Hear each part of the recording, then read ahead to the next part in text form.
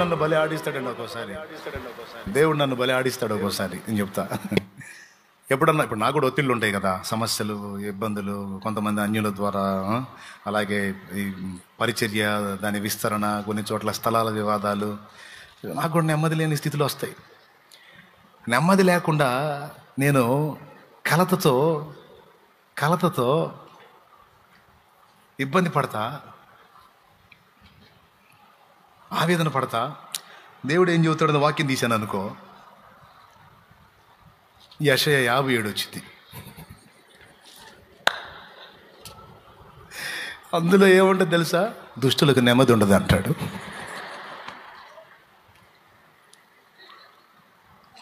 నీకు అర్థమైందా? అప్పుడు నేను మళ్ళీ ఎట్లా తెలుసా? నాకెందుకు నెమ్మది లేదు? నాకు నువ్వు ఉన్నావు, నేనేం దిగులు పడలేదు, విచారపడలేదు. కాకపోతే కొంచెం టెన్షన్ పడ్డా అంతే, మనకి ఇంకా అబ్బాయి ఏం లేదు అని చెప్పి ఒక దెబ్బకి తుప్పు వదిలినట్టు అయింది నాకు. ఒక్కటే మాట కొట్టి దిమ్మ తిరిగినట్టు. ఏందిరా దడపడుతున్నా, ఏంది కంగారు పడుతున్నా, ఏంది కలత పడుతున్నా, ఏంది నెమ్మది లేదని అటు ఇటు తెగ తిరుగుతున్నాయింది. దుష్టులకు అట్టుండేదా? దుష్టులకు అట్టుండేది. నీకు నేను ఉన్నా కదరా, ఆడికి ఏ దిక్కు లేదు కాబట్టి ఆడు టెన్షన్ పడతాడు, కంగారు పడతాడు, ఆడి ప్రశాంతంగా ఉంటాడు, ఇంకొకటి ఉన్నాడో. నువ్వు నా బిడ్డవి, నీవు నా రెక్క కింద విశ్రాంతి పొందురా పిచ్చోడా.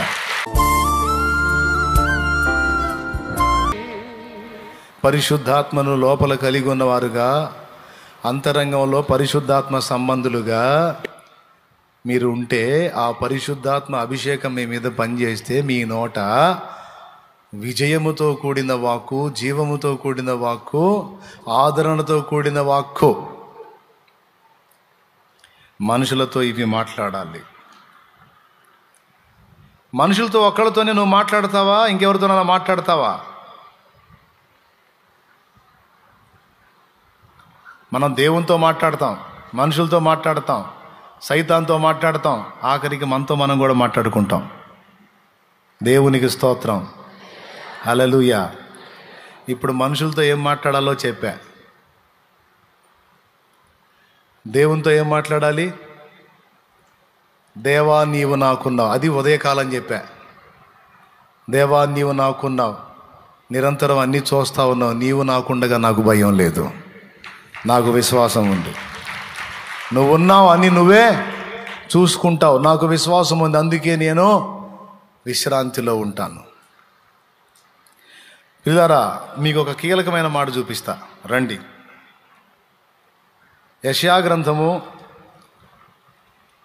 ఒకసారి యెషయా గ్రంథము 57వ అధ్యాయము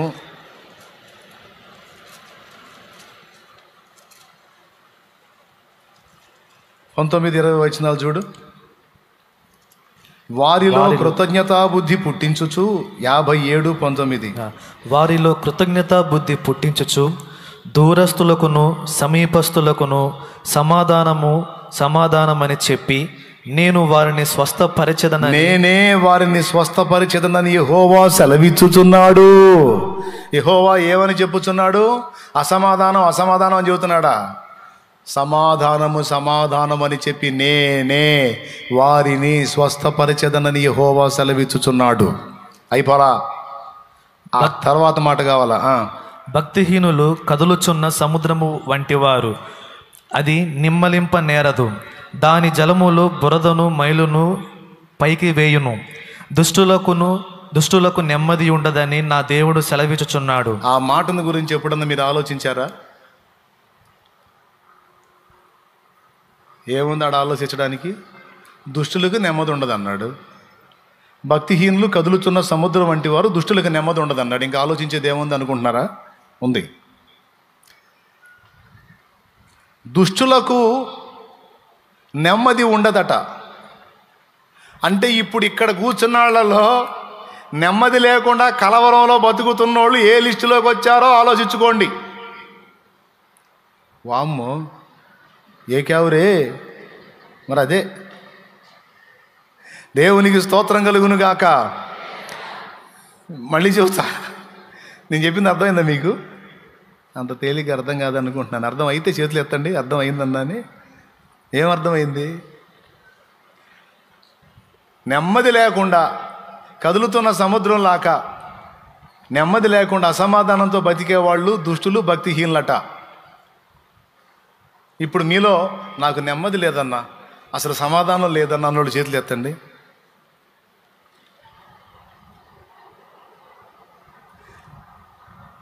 అవునా? అవునా? నెమ్మది లేదు, సమాధానం లేదు, కష్టాల్లో ఉన్నాం, కలతల్లో ఉన్నాం. మరి అట్టయితే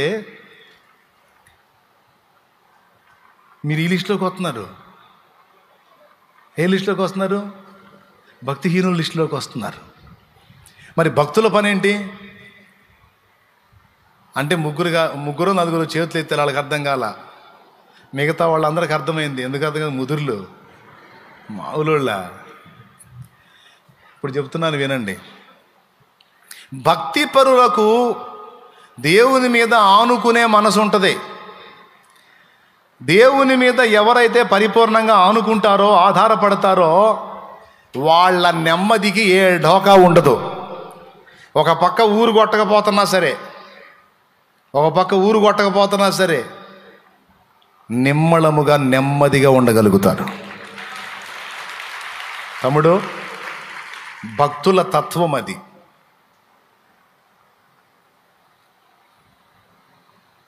శ్రమలు భక్తులకు కూడా ఉంటాయండి, సమస్యలు భక్తులకు కూడా ఉంటాయి, అప్పులు, ఆర్థిక ఇబ్బందులు భక్తులకు కూడా ఉంటాయి. అయినా లెక్క చెయ్యరు. ఎందుకంటే వాళ్ళు విశ్వాసులు విశ్రాంతిలో బ్రతుకుతుంటారు.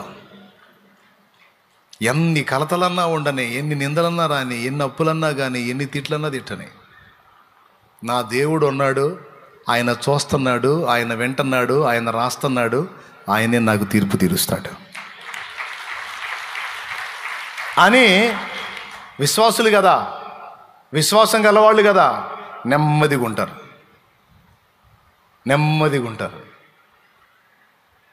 ప్రశాంతంగా ఉంటారు. మరి దుష్టులకి విశ్వాసం ఉండదు. విశ్వాసం లేని హృదయాలను దుష్ట హృదయం అన్నాడు. వాళ్ళకి నెమ్మది ఉండదు అన్నాడు. ఇప్పుడు ఇక నెమ్మది లేని జీవితం జీవించొద్దు. ఇక నుంచి నా దేవుడు ఉన్నాడు, నేను ఆయన మీద ఆనుకున్నాను, ఇది మొదలుకొని నాకు నెమ్మది, సమాధానం. చెప్పండి, నేను నా దేవుడి మీద ఆనుకున్నాను, నా హృదయం నెమ్మదిగా ఉంది, ఏదైనా ఆయనే చూసుకుంటాడంటే చేయొద్దు. రైట్? ఇప్పుడు అందరు చేతులు ఎత్తారు. ఇది తల్లి మన గుండెల్లో కలిగి ఉండాల్సింది. అరణ్య యాత్రలోన నా దాగు చోటు నీవే, నా నీటి ఊట నీవే. అరణ్య యాత్రలోన నా దాగు చోటు నీవే, నా నీటి ఊట నీవే.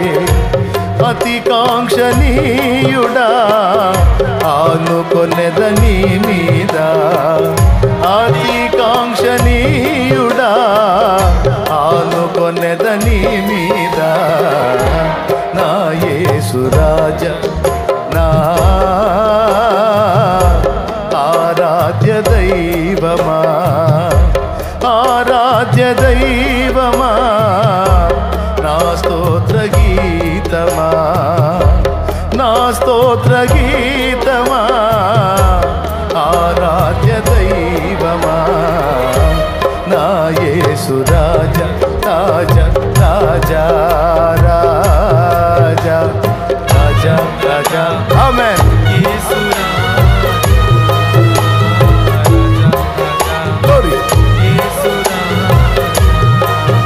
రాజా, యేసు రాజా, రాజా, యేసు రాజా, రాజా, రాజా. యేసు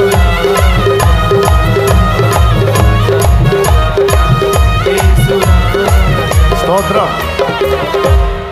దేవుడు నన్ను బలి ఆడిస్తాడండి ఒక్కోసారి. దేవుడు నన్ను బలి ఆడిస్తాడు ఒక్కోసారి. నేను చెప్తా. ఎప్పుడన్నా ఇప్పుడు నాకు కూడా ఒత్తిళ్ళు ఉంటాయి కదా, సమస్యలు, ఇబ్బందులు, కొంతమంది అన్యుల ద్వారా, అలాగే ఈ పరిచర్య, దాని విస్తరణ, కొన్ని చోట్ల స్థలాల వివాదాలు, నాకు కూడా నెమ్మది లేని స్థితిలో వస్తాయి. నెమ్మది లేకుండా నేను కలతతో ఇబ్బంది పడతా, ఆవేదన పడతా. దేవుడు ఏం చెబుతాడని వాక్యం తీశాను అనుకో, యెషయా 57 వచ్చింది.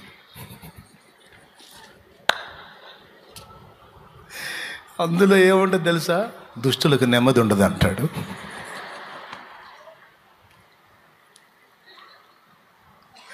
నీకు అర్థమైందా? అప్పుడు నేను మళ్ళీ ఎట్లా ఉంటుంది సార్? నాకెందుకు నెమ్మది లేదు? నాకు నువ్వు ఉన్నావు, నాకు నువ్వు ఉన్నాయో, నేనేం దిగులు పడలేదు, విచారపడలేదు. కాకపోతే కొంచెం టెన్షన్ పడ్డా అంతే. మనకి ఇంకా అబ్బాయి ఏం లేదు అని చెప్పి ఒక్క దెబ్బకి తుప్పు వదిలినట్టు అయింది నాకు. ఒక్కటే మాట కొట్టి దిమ్మ తిరిగినట్టు. ఏందిరా దడ పడుతున్నా, ఏంది కంగారు పడుతున్నా, ఏంది కలత పడుతున్నా, ఏంది నెమ్మది లేదని అటు ఇటు తెగ తిరుగుతున్నాయింది. దుష్టులకు అట్టుండేదా? దుష్టులకు అట్టుండేది. నీకు నేను ఉన్నా కదరా, ఆడికి ఏ దిక్కు లేదు కాబట్టి ఆడు టెన్షన్ పడతాడు, కంగారు పడతాడు, ఆడు ప్రశాంతంగా ఉంటాడు, ఇంకొకటి ఉన్నాడో. నువ్వు నా బిడ్డవి, నీవు నా రెక్క కింద విశ్రాంతి పొందురా పిచ్చోడా. సురక్షితమైన నా రెక్కల నీడలో నువ్వు ఉన్నావన్న సంగతి మర్చిపోకురా విర్రోడా. వెర్రిమాలోకం ఏంట్రా నువ్వు? ఎక్కడున్నారో నువ్వు? నా రెక్క కింద ఉన్నా. మరి ఏంది నెమ్మది లేదని తిరుగుతున్నాయింది? లేదా నీకు లేదా? పా యెషయా గ్రంథం 57 బా. నెమ్మది లేని వాళ్ళు అక్కడ ఉన్నారు లేపా. చదివితే దుష్టులకు నెమ్మది ఉండదు. కొడితే ఒకటే దెబ్బ, ఇక సైలెంట్, ఇంకంతే. ఆ దెబ్బతో ఆ దడ ఆయాసం మొత్తం పోయి పాట ఎత్తుకుంటా, నాకేమీ కొదువా అనుకుంటా పోతాయి ఇంటికి. దేవునికి స్తోత్రం. ఎంతమందికి అర్థమైందండి? నవ్వు వచ్చింది కదా మీకు? దేవునికి స్తోత్రం. వచ్చిందిలే. ఒక్కోసారి సౌమ్యంగా చెబుతాడు, చిరాకు పుట్టిందని ఎట్లాంటివి చూపిస్తాడు వచ్చినాళ్ళు. భక్తిహీనులేరా, కదులుతున్న సముద్రంలాగా ప్రశాంతంగా ఉండండి. నువ్వు భక్తిహీనుడివా? దుష్టులేరా, నెమ్మది లేకుండా గందరగోళం అయిపోయేది. నువ్వు దుష్టుడివా? నువ్వు దుష్టురాలివా? ఎందుకట్ట అవుతున్నా మరి? అవిశ్వాసివా నువ్వు? అవిశ్వాసులరా, వాటి కోసం వీటి కోసం అది లేదు ఇది లేదని గందరగోళం అయ్యేది. విశ్వాసులకు నేను ఇస్తానన్న నమ్మకం ఉంటుందిరా, ప్రశాంతంగా ఉంటారా, విశ్రాంతిలో ఉంటారా. నువ్వెందుకు ఉంటల్లా? నువ్వు అవిశ్వాసివా, భక్తిహీనుడివా, దుష్టుడివా? కాదయ్యా. మరి ఇంక నోరు మూసుకోయా. సరే ప్రభు. ప్రియులారా, ఇప్పుడు చెప్పండి, విశ్వాసులైతే ఎందులో ఉండాలి? విశ్రాంతిలో ఉండాలి. నువ్వు విశ్రాంతిలో ఉంటున్నావు అనుకో, ఎన్ని టెన్షన్లు అయినా సరే విశ్రాంతిలో నువ్వు ఉంటున్నావు అనుకో, ఒరిజినల్ విశ్వాసివి నువ్వు. ఒరిజినల్ సరిగా అన్నమాట. కొండంత ఆపదలు చుట్టుముట్టి ఉన్నా నువ్వు ధైర్యంగా, నిమ్మళంగా, నెమ్మదిగా ఉన్నావు అనుకో, ఒరిజినల్ సరుకు అన్నమాట. ఒరిజినల్ విశ్వాసి. ఊరకూరకనే కదిలిపోతున్నావు అనుకో, ఇది డౌటే, ఇది నకిలీ సరుకు. ఒరిజినల్ సరుకు అయితే నిన్నటికి దేవుడు, నేటికి దేవుడు, రేపటికి కూడా ఆయనే ఉన్నాడు.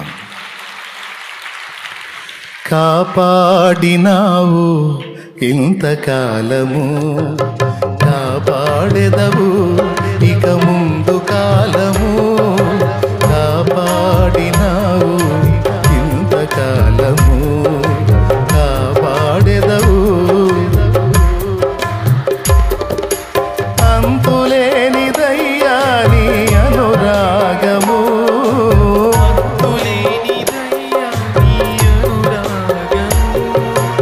అమరం అతి మధురం నీ దివ్య స్నేహము.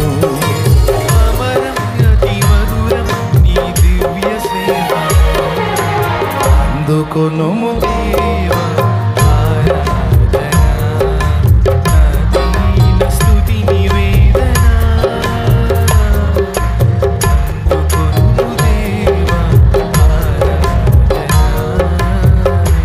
హల్లెలూయా. అది సంగతి.